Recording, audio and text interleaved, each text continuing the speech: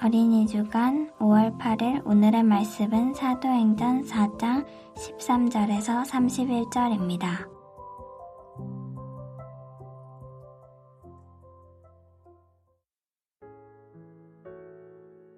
공의회 의원들은 베드로와 요한이 교육을 받지 못한 평범한 사람인 줄 알고 있었는데 이렇게 담대하게 말하는 것을 보고 놀랐습니다. 그제서야 비로소 그들은 베드로와 요한이 예수님과 함께 있던 사람이라는 것을 알게 되었습니다. 그들은 태어날 때부터 걷지 못하던 사람이었다가 지금은 나은 사람이 베드로와 요한 곁에 서 있는 것을 보고는 더 이상 아무것도 물을 수가 없었습니다. 그래서 그들은 베드로와 요한에게 공의회에서 나가 있으라고 한 뒤 서로 의논하였습니다. 이 사람들은 어떻게 하면 좋소? 예루살렘에 사는 사람이라면 누구나 이들이 큰 표적을 행한 것을 알고 있소. 그리고 우리도 그것을 부인할 수 없소. 하지만 이 일이 사람들 사이에서 더 이상 퍼지지 않게 하기 위해서라도 앞으로는 예수님 이름으로 아무에게도 말하지 말라고 그들에게 경고해 두는 것이 좋을 듯하오. 그래서 그들은 베드로와 요한을 다시 불러 절대로 예수님의 이름으로 말하지도 말고 가르치지도 말라고 경고했습니다. 그러나 베드로와 요한은 이렇게 대답했습니다. 우리가 하나님의 말씀을 듣는 것과 여러분의 말을 듣는 것 중에 하나님께서 보시기엔 어느 것이 더 옳은 것인지 한번 판단해 보십시오. 우리는 우리가 보고 들은 것을 말하지 않을 수가 없습니다.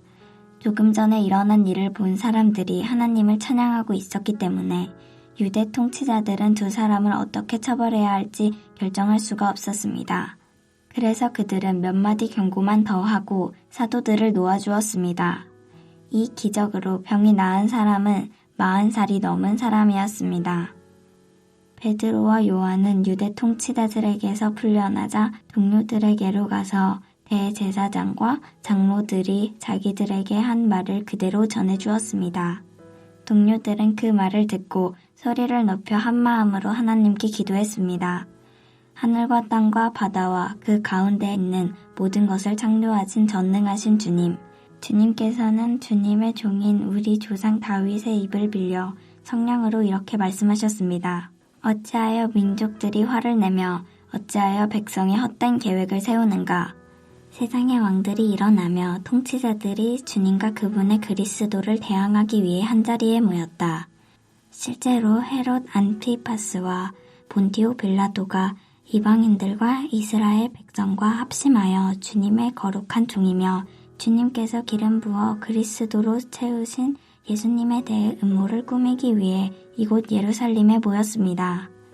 이전에 주님께서 주님의 능력과 뜻대로 계획하신 일을 이 사람들이 그대로 행하였습니다. 주님, 이제 그들이 우리를 위협하고 있는 것을 굽어 살피소서. 또 주님의 종들이 주님의 말씀을 담대하게 말할 수 있도록 용기를 주소서. 주님의 손을 펼쳐 병을 낫게 해주시며 주님의 거룩한 종 예수님의 이름으로 표적과 기적을 행하소서. 제자들이 기도를 마치자 그들이 모여있는 곳이 흔들렸습니다.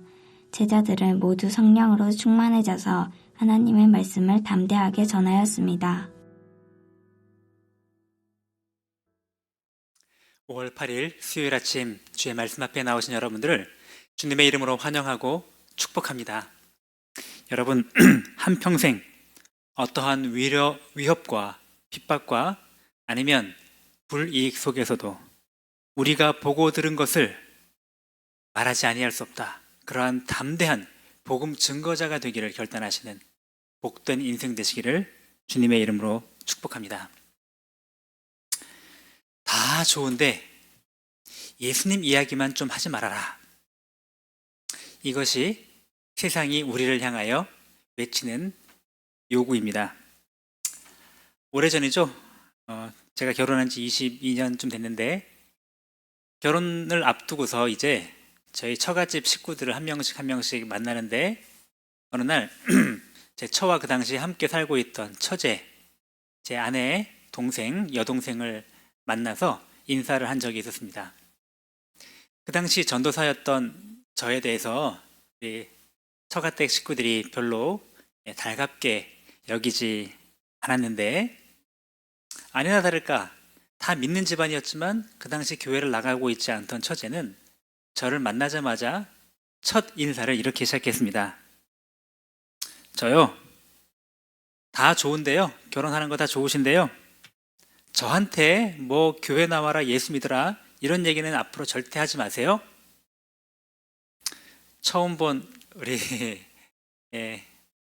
저에게 당당하게 다 좋은데 예수님 이야기는 절대 하지 말아라 라고 이야기를 했던 그 이야기가 굉장히 인상 깊게 남아 있습니다.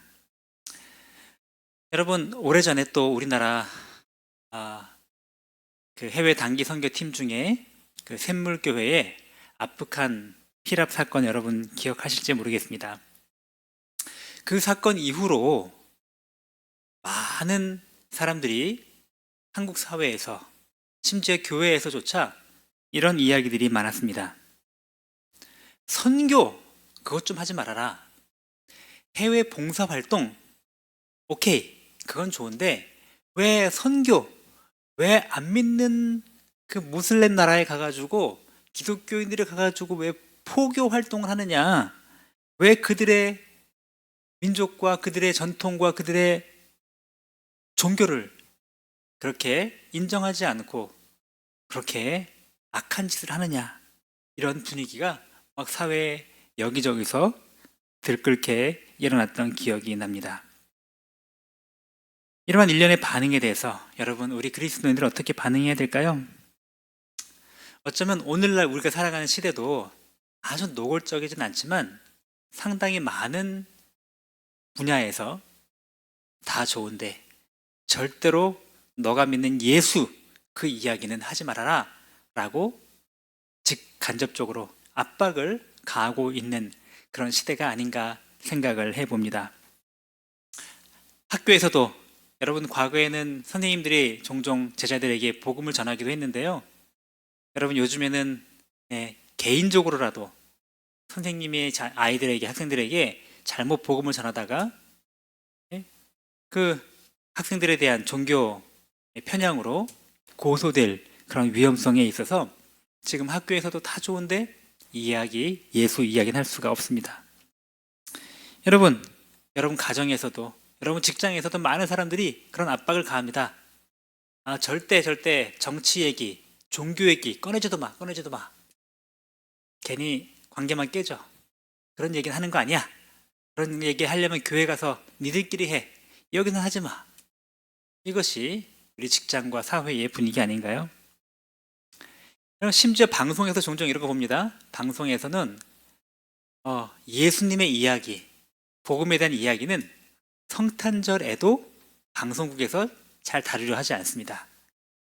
이상하게 뭐 석가탄신일이나 부처님 오신 날 이럴 때는 부처님이라고 님자도 쓰고 거기 스님들의 이야기 뭐 그런 것들을 자주 방영하는가 하면 기독교에 대한 이야기, 예수님에 대한 이야기는 잘 말하지도 않고 어쩔 수 없이 예수님의 이야기를 할 때도 예수님이라는 말조차 방송국에서 쓰지 않습니다. 예수라고만 하죠.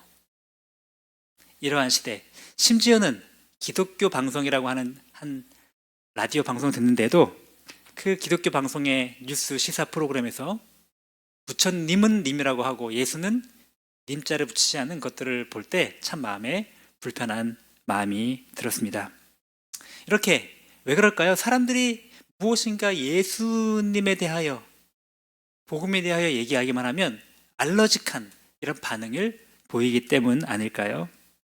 이러한 반복음적인 사회 분위기 속에서 우리 크리스찬들 바른 복음의 태도는 무엇일까요? 어떻게 해야 할까요?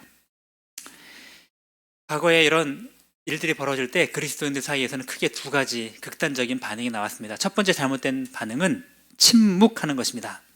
그래, 입을 꾹 다물자.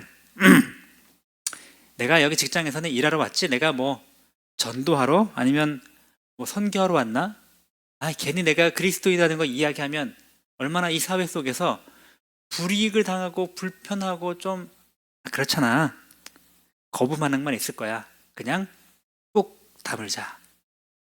그래서 도대체 몇 년 동안 같이 직장 생활했는데도 불구하고 주변 사람들 그 누구도 이 사람이 예수님을 믿는 사람인 것을 모르는 그러한 사람도 있습니다. 그런가 하면 또 반대 극단도 있습니다. 아니야, 이런 거 다 무시하고 그냥 막 나는 하고 싶은 대로 막 할 거야 하면서 전도, 선교 더 세게, 더 노골적으로, 심지어 안 믿는 사람들을 그들과 논쟁과 말싸움과 아니면 내가 갖고 있는 어떤 지위를 이용해서 그들을 막 푸시하고 억지로 가끔은 교회 데리고도 오고 이런 일도 불사해야지. 이렇게 대결적인 방법, 이것도 지혜롭지 못하고 옳지 못할 것입니다. 침묵도 아니고 대결도 아니고 우리가 해야 될 올바른 복음에 대한 태도는 무엇일까요? 그것은 증언입니다. 증언. 내가 보고 들은 것을 그대로 있는 그대로 말해주는, 마치 법정에서 증언하듯이 살아있는 증거로서, 증인으로서 내가 보고 들은 것을 전하는 것이 우리 주님께서 우리에게 요구하시는 것입니다. 오늘 사도행전 우리가 읽은 본문에 나와 있는 베드로와 요한이 했던 것이 바로 그것입니다.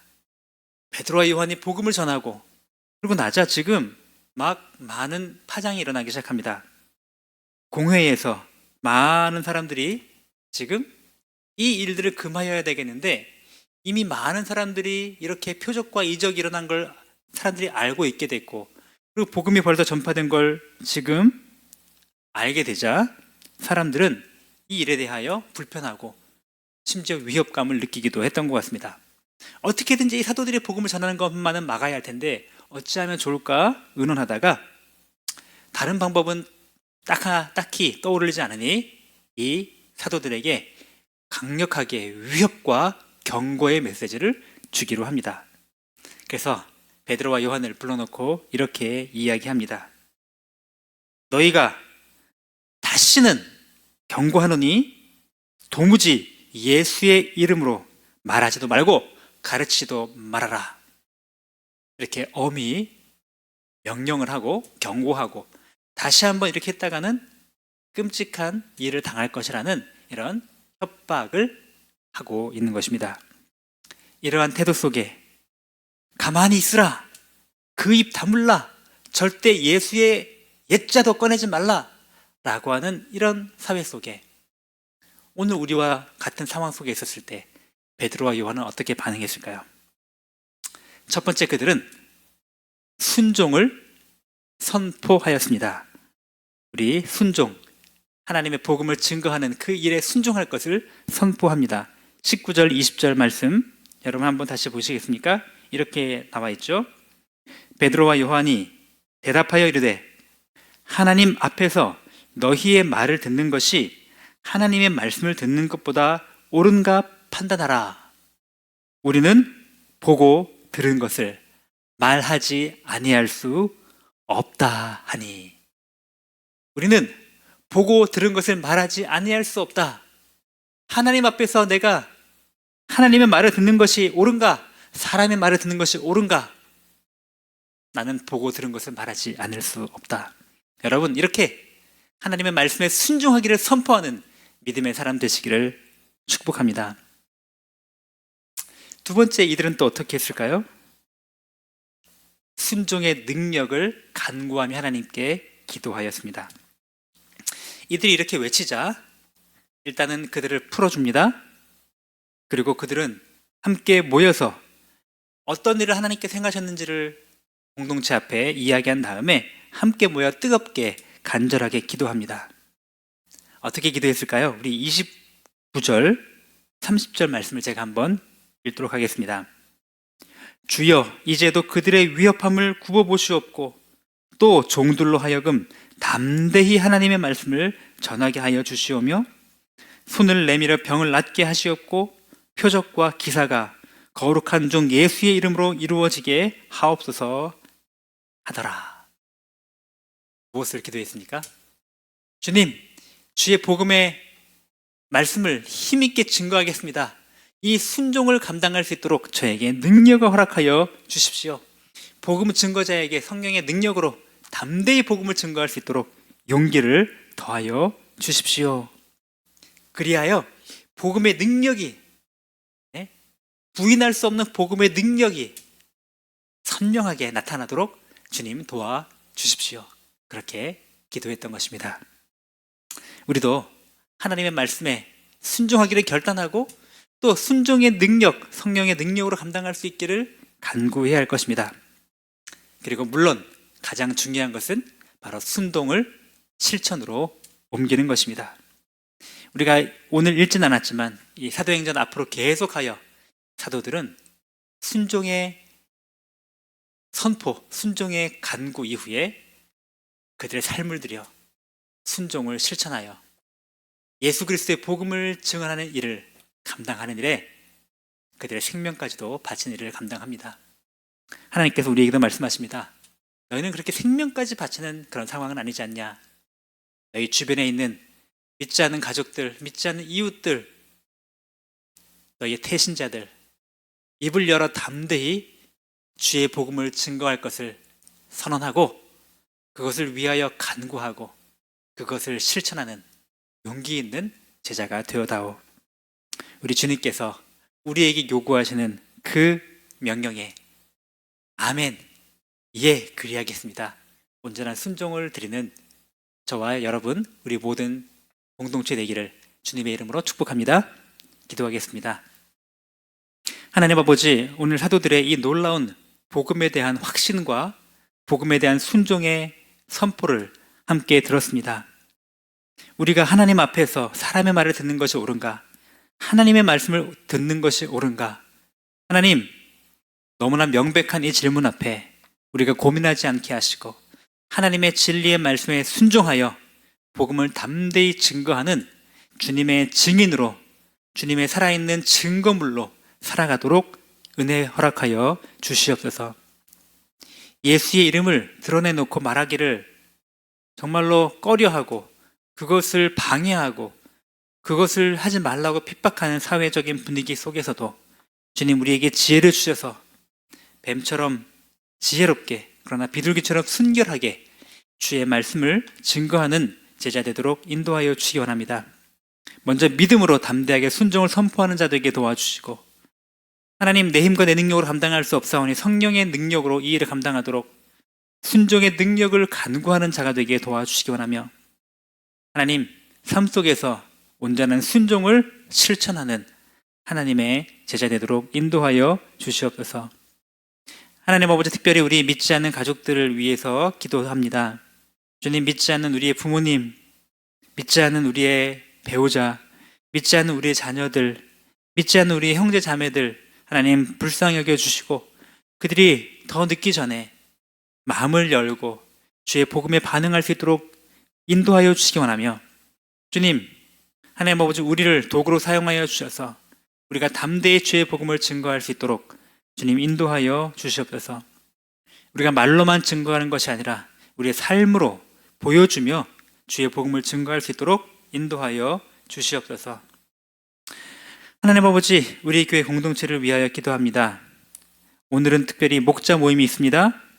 하나님, 목자들이 각 마을 모임 안에서 정말로 그 한 사람 한 사람을 잘 말씀 안에 세워가며 공동체 안에 잘 소속시키며 서로 사랑을 나누고 섬김을 나누는, 말씀을 나누는 귀한 공동체로 그 마을을 운영하도록 지혜와 능력을 더하여 주시기 원하고, 하나님, 또 오늘 수요 예배가 있습니다. 말씀을 전하시는 우리 백 선교사님에게 능력을 더하여 주시고 선포되는 말씀을 통하여 우리 성도들 마음속에 복음에 대한 열정이 다시 뜨거워지도록 인도하여 주시옵소서. 하나님, 연약한 성도들을 위하여 기도합니다.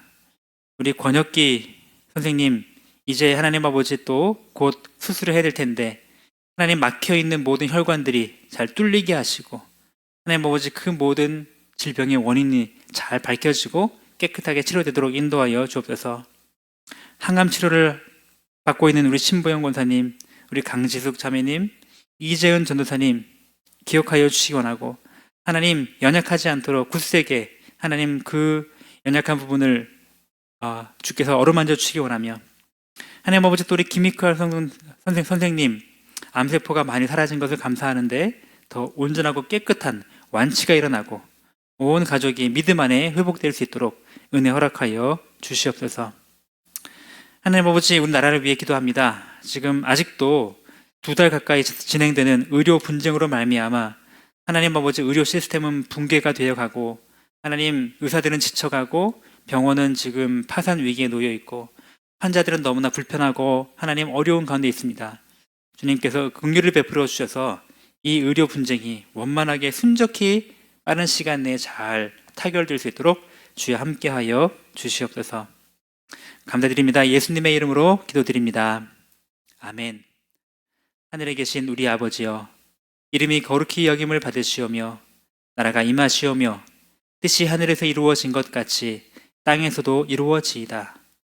오늘 우리에게 일용할 양식을 주시옵고 우리가 우리에게 죄 지은 자를 사하여 준 것 같이 우리 죄를 사하여 주시옵고 우리를 시험에 들게 하지 마시옵고 다만 악에서 구하시옵소서. 나라와 권세와 영광이 아버지께 영원히 있사옵나이다. 아멘.